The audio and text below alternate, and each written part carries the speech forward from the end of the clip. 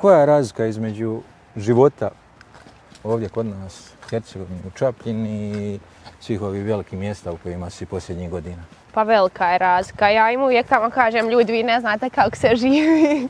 Jer mi ovdje kod nas uzimamo sve lagano, nek se ima vremena za popit piće s ljudima, pa ćemo posao poslije raditi. A tamo je većinom sve kuća, posao.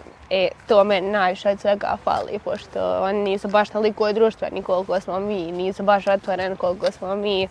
Tako da to je najveća razlika i ono što meni možda najviše fali. Ali isto malo, gledajući Instagram i priče, nije da ti ne paše ni talijanska moda, ni talijanska kuhinja.